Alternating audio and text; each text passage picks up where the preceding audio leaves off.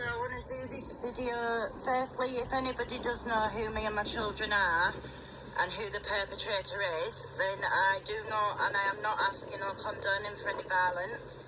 There's children in the house, and I'm fighting for professionals like Hull Police and Hull Social Services to act accordingly and do the jobs. That's why I'm doing this, because this whole thing has happened because they failed to do a meeting, what they should have done when 3 children spoke out about abuse. And as you can hear when the 2 managers teamed up on me to try and gaslight me, they're trying to hide behind court. Now, there's a difference between public court and private law, which is the family court proceedings. Social are well aware of this. The judge can refuse evidence. It's up to the judge, and they literally did. Mine and my children's voices were not heard, full stop. And also, Kafkas, which is for the children's guardian, she abused her powers. They all ganged up on me. That's what happened, because Social attacked me too through the courts, knowing fine well that they were covering child abuse. They accused me of alienation. That's what they did. And ignored Jack, and ignored all Jack's therapists and Women's Aid, school, everything. So yeah, but you can look on, what's that thing called? Trustpilot. And just Google Kafkas and Trustpilot, and that'll tell you everything you need to know about the family court, what they're trying to hide behind. But anyway, my older 2 children were not involved in the proceedings of that. I was silenced throughout the court hearing. I wasn't allowed to speak about the abuse, what my children suffered, Jack included, which Social are aware of. And then right at the end of court, after I'd ended up in hospital from all the gaslighting what they did, and I'll explain a bit of that in a minute, they then brought my children up in court. They mentioned my children's names, which were not part of the proceedings. They lied, saying that they lived with the dad, which, again, I can prove off the WhatsApp. We've come and sat back in the car because it's windy and it's freezing. So, yeah, how they did the little job on me was obviously my children spoke out. They failed to act. Obviously, I was in the background. So not only was I fighting a psychopath in court, a corrupt system, being silenced, I was dealing with 3 traumatised children with no support and being lied about on top of that. So yes, I ended up having a breakdown. I ended up suicidal. I ended up in hospital because of social care's negligence. So as you can see, when I put the complaint in, the complaint was upheld because they'd ignored that Jack had spoke out first to school, that the children should have been allocated a social worker for an assessment.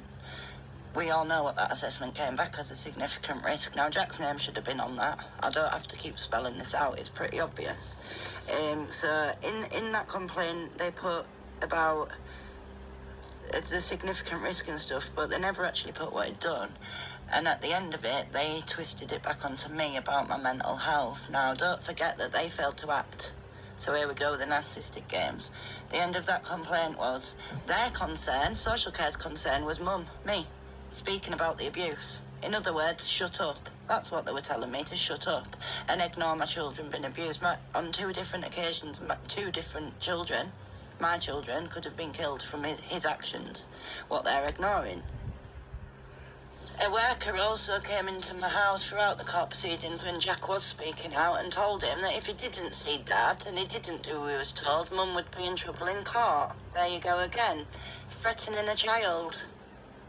So Social was well aware of the abuse, obviously, on the boys. My children had no support whatsoever from social care. They wouldn't give him a social worker. They didn't refer him for trauma support.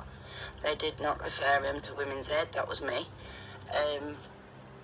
A year later, the only way that report came out in the first place, it wasn't from my complaint, it was from my son's doctor referring him for negligence. And I think it's becoming pretty obvious now, if they did the meeting like they're not really can lie about now, they're outed, and they need to be held accountable. That's why I'm doing this. But if they did do it and I'm crazy and I'm all this, why am I not arrested? Why have I still got my kids in my care? Why are they blocking police from investigating serious child abuse? Why would they do that if they're telling the truth? Also, some of the little narcissist tactics what they use is a wording. So I'll use Ria, the mouthpiece manager, the liar, as an example from when they tried gaslighting me in the recording I've already put up. So she used the word, when she didn't want to answer questions, now when she was lying, she said, I think. So she thinks. Therefore, when she's caught in a lie, she can say she thought wrong. They also use the word believed. So if they're writing something down about me, they'll say, Bella believes. Like, I don't know what I'm talking about. I'm telling the truth. It's called gaslighting and deflecting from their behaviour. Social care are also aware of the effects of gaslighting. It's actually a form of abuse. So it's called lying, hiding and changing information, also ignoring what they're doing. Yeah? It confuses people, it drains you, it makes you feel crazy, it gives you anxiety. You question your own reality. So obviously with them knowing the causes and effects of what they're doing to innocent people to cover their own backs, and then I'm obviously reacting to it because I do have PTSD, what they're aware of, so they know exactly that they're playing games on a vulnerable person. Then they'll turn around and say I'm abusive. Yeah, we'll forget what a certain person's done to my children. I'm the problem now. Also, as you can see, they've failed to act on serious child abuse on 3 children. So what's their concern now? Are they saying Jack's emotional well-being? Well, shame they didn't think of that when he was speaking out for 2 years.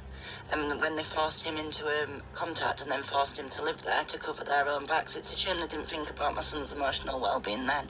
There was also 2 other children living in Hull. We no longer live there, obviously, me and my other 2 boys, but they didn't give a crap about their well-being either. They, throughout the court case, my son's dad was outside my house breaking non-moles order. He waited for my son, who he fed the bag of chili to, one day outside my house after school. Stood there making comments to him like, oh, bloody hell, you look like you've aged 7 years. It's called bullying. Social ignored all this. He also grabbed Jack's arm outside my house because he's got a very bad temper. Social ignored all this, and they want to talk about emotional well-being. So we're not going to deflect from their negligence. They're the ones causing all this. They've caused me and my 3 children absolute trauma, life-changing trauma. That's what they've done to me and my children. Another tactic they're trying to use on me, as in my other video, I've shown the complaints report where they've said that Jack will get an experienced worker, which is this Wally, Lisa we've got now. Anyway, she didn't contact me at all. I've had to contact her. That started in May, we're now in July. So they won't give me email address, numbers, blah, blah, blah, so I now have to email through admin. Don't forget they've ignored me since last year. They've ignored me the whole time since 2021 anyway. They've just covered evidence. So anyway, what they do now is they ignore me. They stonewall like a narcissist. And then obviously they turn around and say, look how many emails she's sending, she's unstable. I have a lot of evidence. Also, when they're telling me that my emails are not making sense, they're not making context, yes they are. They're just covering abuse again. And then the final bullying tactic, which this Lisa, the social worker's trying, is to scare me, basically, to accuse me of something so disgusting, what I've apparently messaged a 10-year-old, which is also in my last video. I can prove I didn't. Well, now, the manager yesterday told me Lisa didn't say that. Well, she did, and I've got it recorded, so she's not going to be getting out of this one, that's for sure, because I'm just waiting for her to write a new report and start lying in it, and then I'll be going through the complaints again and carrying on and exposing them. So they're not about to admit at all what they've caused here and what danger they've put my son in and kept me and my other boys in trauma. They've ripped our family apart and left my son in danger. That's why they're refusing to act. That's why they're refusing to see any ongoing abuse. And that's why I'm choosing to expose them. So anyway, I hope this explains a bit. And I'll do another video, because it is making me a bit poorly, all this. It's setting my PTSD off, but they're well aware of that as well. But I won't stop, because it's my kids at the end of the day. So, yeah, that's it for now. Thanks.